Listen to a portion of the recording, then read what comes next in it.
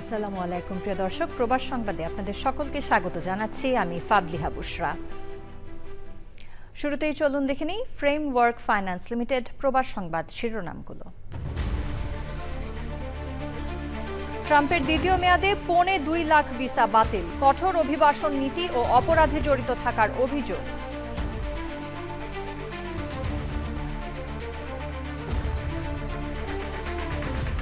ইরানের হুমকিতে খাবারের গাড়িতে সরিয়ে নেওয়া হয় মার্কিন প্রেসিডেন্টকে। ন্যাটো সম্মেলন থেকে ফেরার পথের এ ঘটনায় সরব বিশ্ব গণমাধ্যম।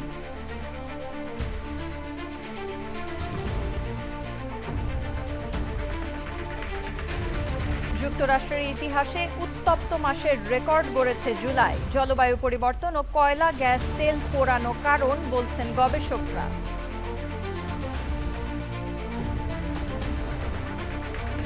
কলম্বিয়ায় 7.4 মাত্রার ভূমিকম্পে মৃত্যুর সংখ্যা বাড়ছে। চলছে উদ্ধার অভিযান, জরুরি অবস্থা ঘোষণা। এবং ফ্রান্স থেকে বাংলাদেশে মানি ট্রান্সফারের শীর্ষে বাংলাদেশি প্রতিষ্ঠান। রেমিটেন্সে উপকার পাচ্ছে বাংলাদেশ, ফ্রান্স পাচ্ছে রাজস্ব।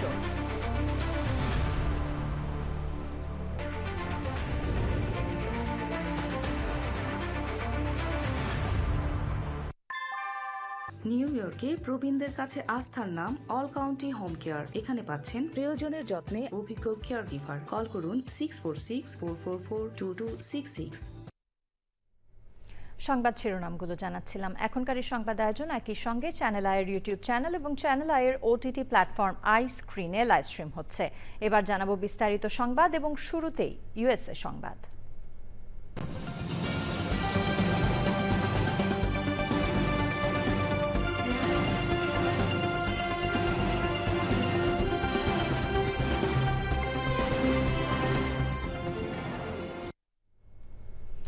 মার্কিন প্রেসিডেন্ট ডোনাল্ড ট্রাম্পের দ্বিতীয় মেয়াদে অভিবাসন ও ভিসা নীতিতে কঠোর অবস্থানে যুক্তরাষ্ট্র। গত বছরের জানুয়ারি থেকে এখন পর্যন্ত 1,75,000-এর বেশি ভিসা বাতিল করেছে মার্কিন স্টেট ডিপার্টমেন্ট। কর্তৃপক্ষ বলছে বিভিন্ন অপরাধমূলক কর্মকাণ্ডে জড়িত থাকার অভিযোগে এই পদক্ষেপ নেওয়া হয়েছে। বিস্তারিত ডেস্ক রিপোর্টে। ডোনাল্ড ট্রাম্পের দ্বিতীয় মেয়াদে দায়িত্ব নেওয়ার পর থেকেই দেশটির অভিবাসন ও ভিসা নীতিতে শুরু হয় নজিরবিহীন কড়াকড়ি।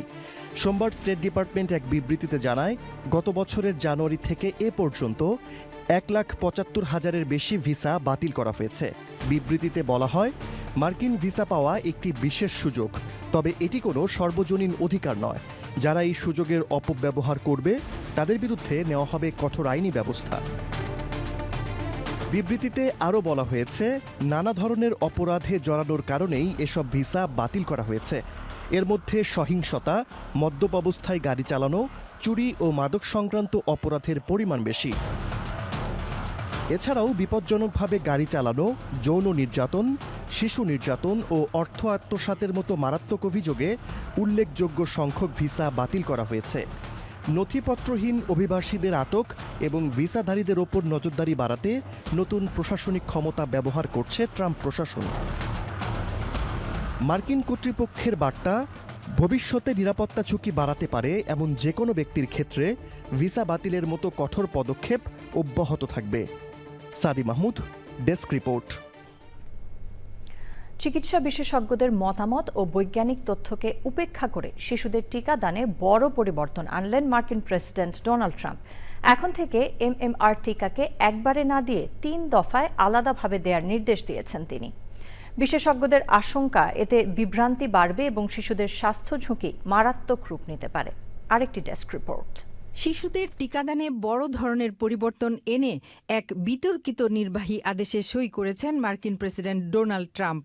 নতুন এই আদেশে হাম, মামস ও রুবেলার প্রতিষেধক টিকাকে একবারে না দিয়ে আলাদাভাবে 3 দফায় দেওয়ার সুপারিশ করা হয়েছে।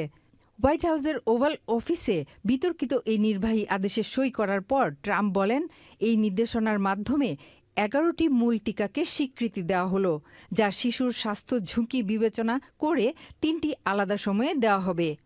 Effective immediately, my administration is recognizing gold standard childhood vaccine recommendations for only 11 core vaccinations against the most serious and dangerous diseases, along with the MMR, which hopefully will be split up.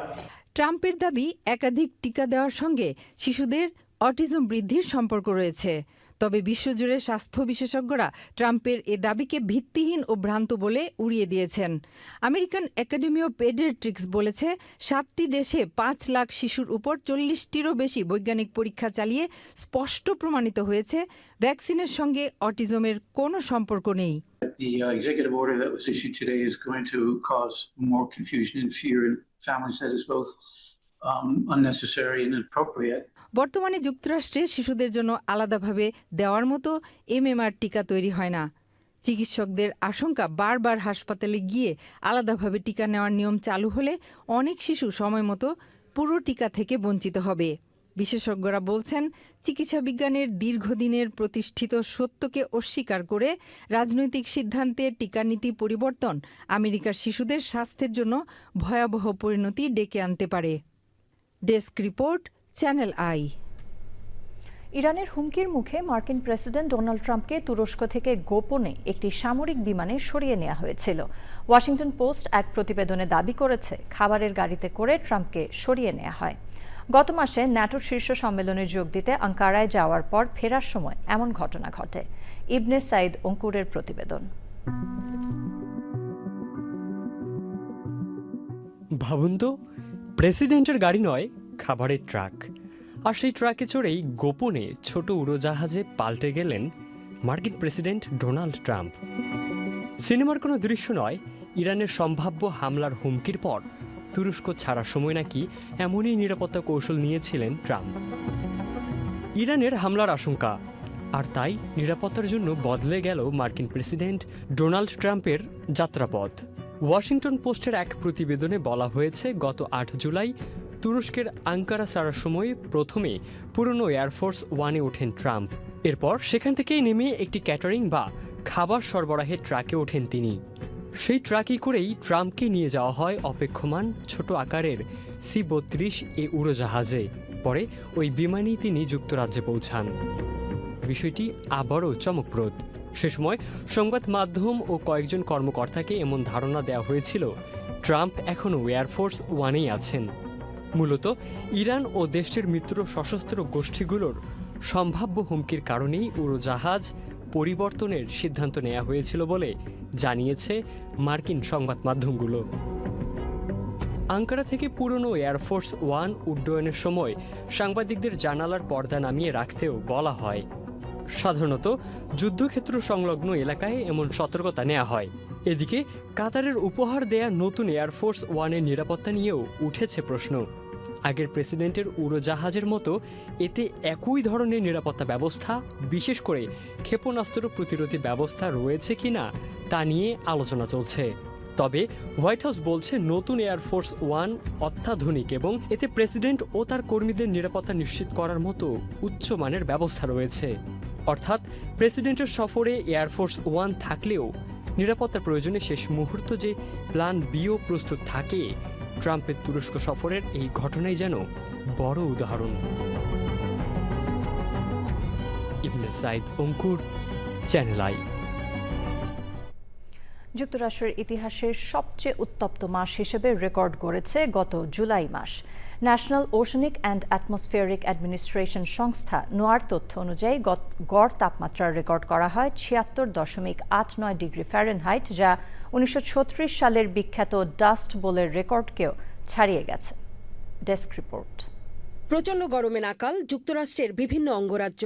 National Oceanic and atmospheric অ্যাডমিনিস্ট্রেশনের হিসাবে গত জুলাইয়ে ৪৮ অঙ্গরাজ্যের গড় তাপমাত্রা ছিল প্রায় ৭৭ degree Fahrenheit. ১৮৯৫ সালে তাপমাত্রার রেকর্ড রাখার শুরুর পর এটি সবচেয়ে উষ্ণ জুলাই। ১৯৩৬ সালের ডাস্ট বোলের সময় তীব্র খরা আর গরমে যুক্তরাষ্ট্রের মধ্যাঞ্চলে ভয়াবহ পরিস্থিতি তৈরি হয়েছিল। আর এবার গরম ছড়িয়ে পড়েছে অনেক এলাকা জুড়ে। এবার ৪৮ অঙ্গরাজ্যের প্রতিটিতেই জুলাইয়ের তাপমাত্রা ছিল স্বাভাবিকের চেয়ে অন্তত ১ ডিগ্রি ফারেনহাইট বেশি। তবে এবারের তাপমাত্রা বৃদ্ধির সবচেয়ে বড় বিষয় হল রাতের গরম। রাতে তাপমাত্রা তো কমেইনি, বরং রাতের সর্বনিম্ন তাপমাত্রার পুরনো রেকর্ডও ভেঙেছে। বিজ্ঞানীরা বলছেন উষ্ণ রাত জলবায়ু পরিবর্তনের একটি বড় সংকেত। এতে মানুষের ঘুমের সমস্যা হয়, বাড়তে পারে স্বাস্থ্য ঝুঁকিও। বিজ্ঞানীদের মতে এই দীর্ঘমেয়াদী উষ্ণতার প্রধান কারণ জলবায়ু পরিবর্তন।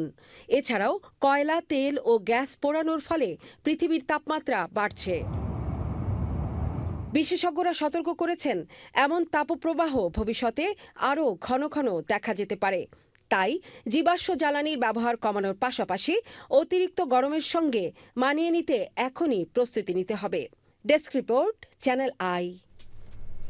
যুক্তরাষ্ট্রের শিকাগোর মার্ক ট্রেন প্রাথমিক বিদ্যালয়ের ভেতর থেকে 2 কর্মচারীর গুলিবিদ্ধ মরদেহ উদ্ধার করা হয়েছে। স্থানীয় পুলিশ জানায়, সোমবার বিকেলে 58 ও 63 বছর বয়সী এক নারী ও পুরুষকে মাথায় গুলিবিদ্ধ অবস্থায় পাওয়া যায়। হাসপাতালে নেওয়া হলে চিকিৎসক তাদের মৃত ঘোষণা করেন। নিহতরা বিদ্যালয়ের পরিচ্ছন্নতা কর্মী ছিলেন বলে ইউনিয়ন সূত্র নিশ্চিত করেছে।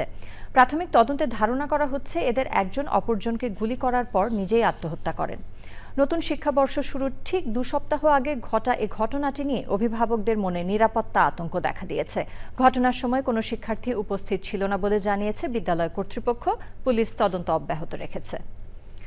নিউ ইয়র্কের সাবওয়ে যাত্রীদের স্বস্তি দিতে নতুন উদ্যোগ নিয়েছে সিটি প্রশাসন। চেম্বার স্ট্রিট সাবওয়ে স্টেশন সংস্কারের পাশাপাশি গ্রীষ্মে সাবওয়ে প্ল্যাটফর্মের অসহনীয় তাপমাত্রা কমাতে শুরু হচ্ছে সম্ভাব্যতা যাচাই।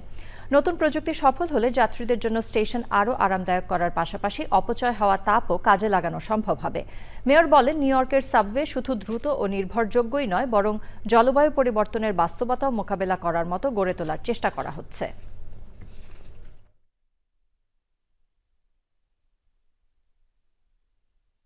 After all, one of the original plans for this station's ventilation system consisted of 4 large cooling fans connected to groundwater pumps, a system designed to protect New Yorkers from the summer heat. While more than a century has passed, the conceit remains the same. New Yorkers deserve subway stations that give us a glimpse into our future. New ইয়র্কের ম্যানহাটনের অভিজাত billionaires রোতে 432 park অ্যাভিনিউয়ের বিলাসবহুল আবাসিক ভবনটি বিপজ্জনক হয়ে পড়েছে। ভবনটির বাইরের অংশ থেকে কনক্রিটের টুকরো খসে পড়ার আশঙ্কার মধ্যে কয়েকটি কন্ডোর দাম লাখ লাখ ডলার কমিয়েও ক্রেতা পাওয়া কঠিন হয়ে পড়েছে।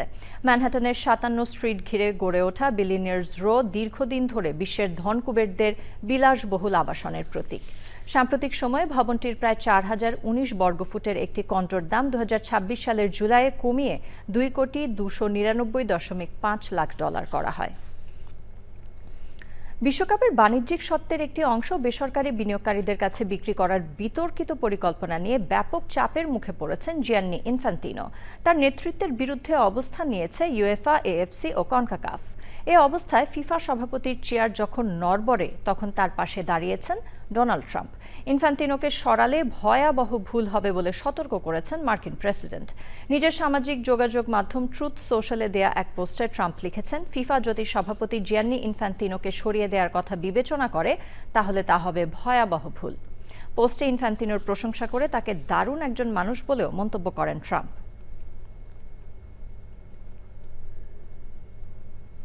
জুলাই গণ অভ্যুত্থান স্মরণে দোয়া ও আলোচনা সভা করেছে যুক্তরাষ্ট্র বিএনপি ও সহযোগী সংগঠনগুলো।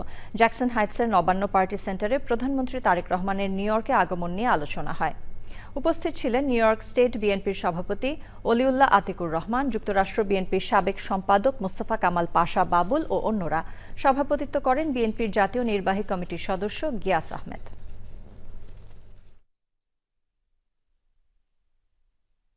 শেখ হাসিনা দিনের ভোট রাতে করতে বাধ্য হয়েছে। তাহলে জনগণ কার পক্ষে? জনগণ তো বিএনপির পক্ষে, জনগণ তো জনাব তারেক রহমানের নেতৃত্বে ঐক্যবদ্ধ। ম্যারিল্যান্ড বিএনপির উদ্যোগে নোয়াখালী 5 আসনের সংসদ সদস্য ফখরুল ইসলামকে গণসংবর্ধনা দেয়া হয়েছে। ম্যারিল্যান্ড বিএনপির সভাপতি শহীদ খান চৌধুরীর সভাপতিত্বে এবং সাধারণ সম্পাদক খাজা মোহাম্মদ কাজলের পরিচালনায় এ সংবর্ধনায় বিশেষ অতিথি ছিলেন বাংলাদেশ দূতাবাসের প্রেস মিনিস্টার গোলাম মোর্তজা। প্রধান অতিথির বক্তব্যে স্বৈরাচার সরকারের পতনে প্রবাসীদের ভূমিকার কথা স্মরণ করে বলেন, প্রবাসীরা রেমিটেন্স বন্ধ না করলে সেই পতন এত দ্রুত সম্ভব হতো না।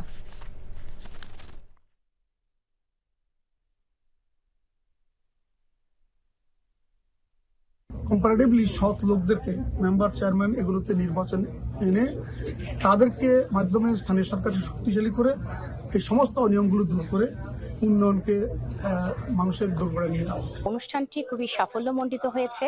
অনুষ্ঠানে আমাদের মেরিল্যান্ড স্টেট বিএনপির সকল কর্মীরা উপস্থিত ছিলেন, তাদের পরিবার উপস্থিত ছিলেন।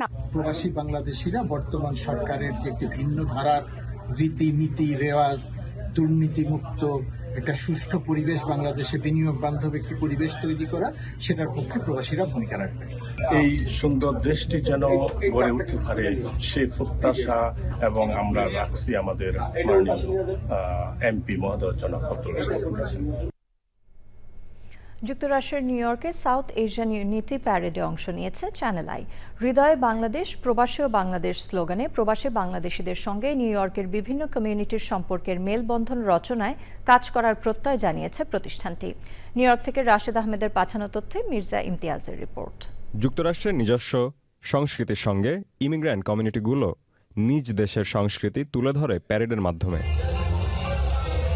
নিউ ইয়র্ক সহ প্রবাসে বাংলাদেশিদের সব আয়োজনে অংশ নেয় দেশের প্রথম digital satellite television channel I.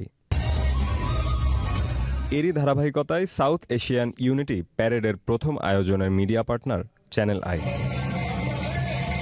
New ইয়র্কের বাঙালিপাড়া খ্যাত জ্যাকসন হাইটসে বাংলাদেশ সোসাইটির উৎসবমুখর এ আয়োজনে প্রতিষ্ঠানটির স্বতঃস্ফূর্ত অংশগ্রহণ প্রবাসী বাংলাদেশি প্রশংসা কুড়িয়েছে। খুবই ভালো লাগছে, this is my first time.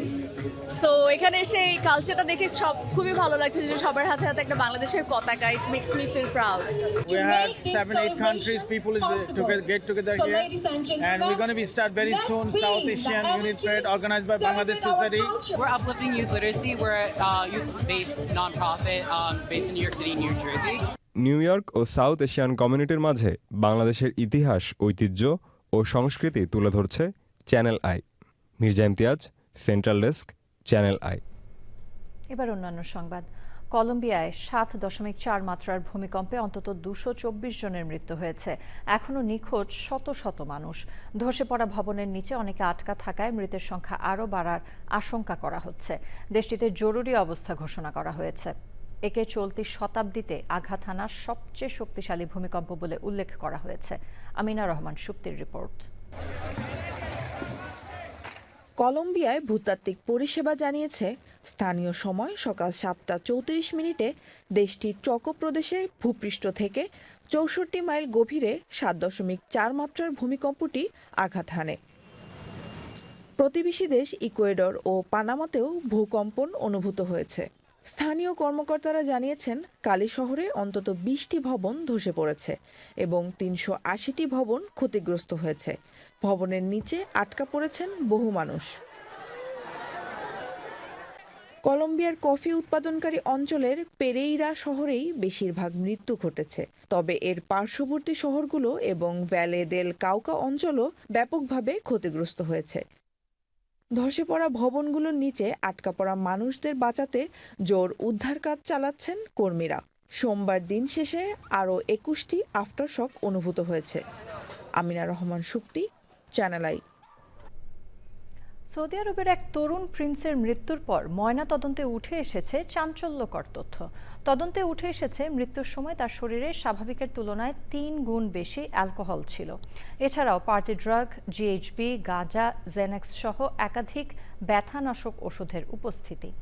গত বছর লন্ডনের 5 তারকা হোটেল কক্ষের বাথরুম থেকে 29 বছর বয়সী সৌদি প্রিন্স আবদুল্লাহ বিন ফাহাদ বিন আবদুল্লাহ বিন আব্দুল আজিজ বিন জালাউই আল সৌদের মরদেহ উদ্ধার করা হয়।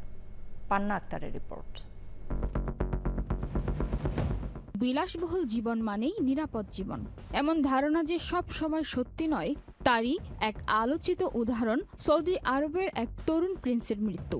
দীর্ঘদিন পরে প্রকাশিত ময়না তদন্তের প্রতিবেদনে উঠে এসেছে চাঞ্চল্যকর সব তথ্য। 2025 সালের 25 নভেম্বর পশ্চিম লন্ডনের কেনসিংটনের 5 তারকা ম্যারিয়েট হোটেলের একটি কক্ষের বাথরুম থেকে 29 বছর বয়সী সৌদি প্রিন্স আবদুল্লাহ বিন ফাহাদ বিন আবদুল্লাহ বিন আব্দুল আজিজ বিন জালাউই আল সৈয়দের মরদেহ উদ্ধার করা হয়। সম্প্রতি আদালতে প্রকাশিত ময়না তদন্ত ও বিষক্রিয়া পরীক্ষার প্রতিবেদন জমা হয়েছে। প্রতিবেদনে জানা যায়, মৃত্যুর সময় তার শরীরে স্বাভাবিকের তুলনায় প্রায় 3 গুণ বেশি অ্যালকোহল ছিল। এছাড়া পাওয়া যায় পার্টি ড্রাগ হিসেবে পরিচিত জিএইচবি, ক্যানাসিব বা গাঁজা, জেনাক্স এবং একাধিক ব্যথানাশক ঔষধের উপস্থিতি। আদালতকে জানানো হয় প্রিন্স আবদুল্লাহ দীর্ঘদিন ধরে অতিরিক্ত মদ্যপান ও জেনাক্স সেবনে আসক্ত ছিলেন। মৃত্যুর প্রায় ৩ মাস আগে তিনি দক্ষিণ পশ্চিম লন্ডনের ব্যয়বহুল প্রয়োরি ক্লিনিকে চিকিৎসা নেন, যেখানে প্রতি সপ্তাহের খরচ ছিল ৩৫,০০০ পাউন্ড, অর্থাৎ প্রায় ৫২ লাখ টাকা। পরে তিনি মার্সিসাইডের রেনফোর্ড হল ক্লিনিকেও চিকিৎসা নিয়েছিলেন। হোটেল কর্তৃপক্ষ জানায় ২৯ নভেম্বর তিনি ১ সপ্তাহের জন্য রুম বুক করেছিলেন। মৃত্যুর আগের সন্ধ্যায় সিসিটিভিতে তাকে শেষবারের মতো বাইরে ধূমপান করতে দেখা যায়। পরদিন পরিচ্ছন্ন কর্মী তালাবদ্ধ বাথরুমে জামাকাপড় পরা অবস্থায় তাকে পড়ে থাকতে দেখেন। পরে চিকিৎসকরা তাকে মৃত বলে ঘোষণা করেন। সহকারী করোনার জিন হারকিন আদালতকে জানান, সিসিটিভি ফুটেজে অন্য কারো রুমে প্রবেশ করার প্রমাণ মেলেনি এবং কোনো সুইসাইড নোটও পাওয়া যায়নি। এটি একটি আত্মহত্যা নয়, বরং অতিরিক্ত মদ্যপান ও অ্যালকোহল সেবনের ফলে ঘটে যাওয়া একটি অনাকাঙ্ক্ষিত দুর্ঘটনা বলেই সিদ্ধান্তে পৌঁছেছে আদালত। প্রিন্স আবদুল্লাহ ছিলেন সৌদি আরবের বর্তমান বাদশাহ সালমানের এক প্রপিতামহের বংশধর। পান্না আক্তার, চ্যানেল আই। ফ্রান্স থেকে বাংলাদেশ সহ বিশ্বের বিভিন্ন দেশে মানি ট্রান্সফারের ক্ষেত্রে শীর্ষস্থানে রয়েছে বাংলাদেশি মালিকানাধীন প্রতিষ্ঠান ওয়ান ওয়ার্ল্ড। এই প্রতিষ্ঠানের রেমিটেন্স প্রবাহের মাধ্যমে বাংলাদেশ যেমন উপকৃত হচ্ছে, তেমনিভাবে ফ্রান্স সরকারও পাচ্ছে বিপুল পরিমাণ রাজস্ব। প্যারিস থেকে আরও জানাচ্ছেন এম এ হাশেম। ফ্রান্স থেকে বাংলাদেশে যে রেমিটেন্স যায়, সেখানে অর্থ প্রেরণকারী প্রতিষ্ঠান হিসাবে শীর্ষস্থানে রয়েছে এই ওয়ান ওয়ার্ল্ড গ্রুপ। এই প্রতিষ্ঠানের বিভিন্ন শাখা থেকে প্রতি মাসে প্রবাসীদের পাঠানো রেমিটেন্সের পরিমাণ ৫ থেকে ৭ মিলিয়ন ইউরো, যা বাংলাদেশি টাকায় ৭০০ থেকে ১০০ কোটি টাকা। সারা ফ্রান্সে আমাদের টোটাল 11টা এজেন্টস। আমরা ২০০৯ সাল থেকে আলহামদুলিল্লাহ ২০২৬ পর্যন্ত আসছি। দীর্ঘ ১৭ বছর আমরা এই ব্যবসার সাথে জড়িত। রিয়া ওয়েস্টার্ন মানিগ্রামের মাধ্যমে আমরা তাদের ডিস্ট্রিবিউটর, গ্রেট ডিস্ট্রিবিউটর হিসাবে কাজ করি। দিন দিন বাঙালি বাড়তেছে এবং মানি ট্রান্সফার আমাদের এখানে সার্ভিস নিয়ে তারা যথেষ্ট খুশি। বাংলাদেশে অধিকাংশ রেমিটেন্স আমাদের মাধ্যমে যায়। রিয়া মানিগ্রামের মাধ্যমে যেগুলো যায়, এগুলো অনেক সময় দেখা যায় যে 2 দিন 3 দিন সময় লাগে ব্যাংকে ডিপোজিট হইতে, যেহেতু তারা থার্ড পার্টি হিসাবে কাজ করে। যদি বাংলাদেশের সরাসরি কোনো ব্যাংক এখানে ফাংশন করতো, তাহলে হয়তো বৈধ চ্যানেলের রেমিটেন্সগুলো আরও স্মুথলি যাইতো বাংলাদেশে। রেমিটেন্স যোদ্ধারা দেশে ফেরত গেলে তাদের সহায়তা এবং নিরাপত্তার বিষয়টি গুরুত্বের সাথে বিবেচনার জন্য সরকারকে অনুরোধ করেন ওয়ান ওয়ার্ল্ড গ্রুপের কর্ণধার আলম মেহমুদ। যারা রেমিটেন্স যোদ্ধা, তাদের উপর বাংলাদেশ সরকার কোনো একটা ওনাদের ভবিষ্যৎ বা ওনাদের প্রোটেকশনের কোনো একটা ইনিশিয়েটিভ, সিকিউরিটি নিলে সেটার জন্য আমি কৃতজ্ঞতা বোধ করব। অন্যান্য বছরের মতো এবারও ওয়ান ওয়ার্ল্ড গ্রুপ বাৎসরিক পিকনিকের আয়োজন করে আটলান্টিক মহাসাগরের ইংলিশ চ্যানেলের কোল ঘেঁষা ফ্রান্সের সৌন্দর্যমণ্ডিত ইত্রেত এলাকায়। ওয়ান ওয়ার্ল্ড আমাদের বাঙালি কমিউনিটির মধ্যে একটা one of the big company রেমিটেন্সের জন্য।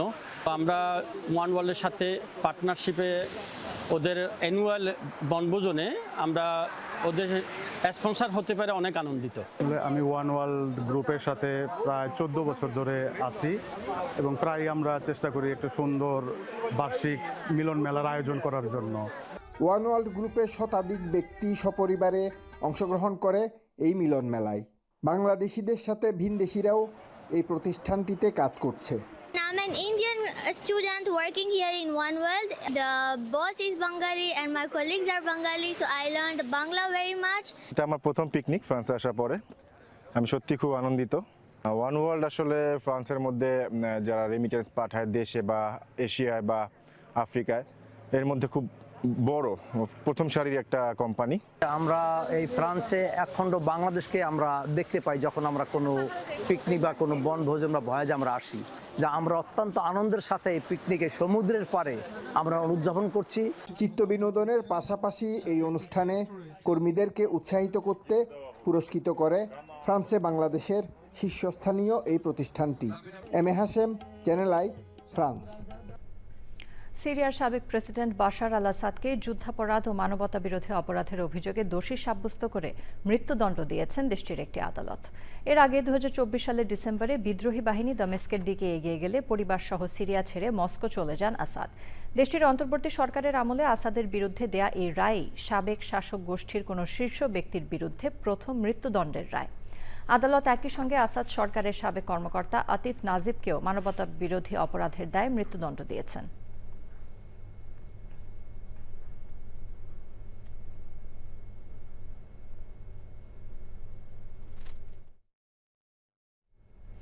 যুক্তরাষ্ট্র ও ইরানের চলমান সংঘাতে হরমুজ প্রণালী খোলা এবং যুদ্ধের ক্ষতিপূরণ নিয়ে সমঝোতা আলোচনা আটকে গেছে। মার্কিন প্রেসিডেন্ট ডোনাল্ড ট্রাম্প ইরানের কাছে পাল্টা ক্ষতিপূরণ দাবি করেছেন। অন্যদিকে যুক্তরাষ্ট্রের অবরোধ ও নিষেধাজ্ঞা প্রত্যাহারের শর্ত দিয়েছে ইরান। এই উত্তেজনায় আন্তর্জাতিক বাজারে তেলের দাম বেড়েছে। ইরানের পক্ষ থেকে হামলা ও হত্যা চেষ্টায় সম্ভাব্য হুমকির মধ্যে গত জুলাইয়ে গোপনে তুরস্ক ছেড়েছিলেন মার্কিন প্রেসিডেন্ট ডোনাল্ড ট্রাম্প। নির্ধারিত এয়ারফোর্স ওয়ানের পরিবর্তে ছোট একটি উড়োজাহাজে করে তুরস্ক ছাড়েন তিনি। সোমবার এই খবর প্রকাশ করে মার্কিন গণমাধ্যম ওয়াশিংটন পোস্ট।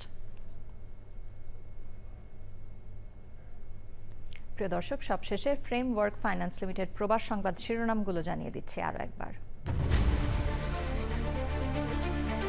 ট্রাম্পের দ্বিতীয় মেয়াদে 2.25 লাখ ভিসা বাতিল, কঠোর অভিবাসন নীতি ও অপরাধে জড়িত থাকার অভিযোগ।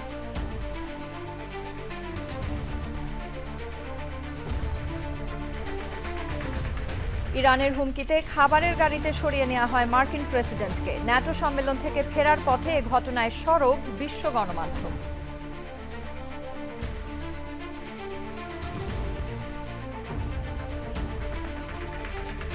যুক্তরাষ্ট্রের ইতিহাসে উত্তপ্ত মাসের রেকর্ড গড়েছে জুলাই। জলবায়ু পরিবর্তন ও কয়লা গ্যাস তেল পোড়ানো কারণ বলছেন গবেষকরা।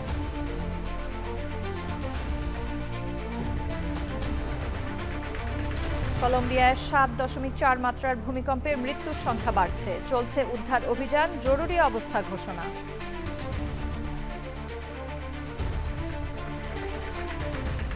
এবং ফ্রান্স থেকে বাংলাদেশে মানি ট্রান্সফারের শীর্ষে বাংলাদেশি প্রতিষ্ঠান। রেমিটেন্সে উপকার পাচ্ছে বাংলাদেশ, ফ্রান্স পাচ্ছে রাজস্ব।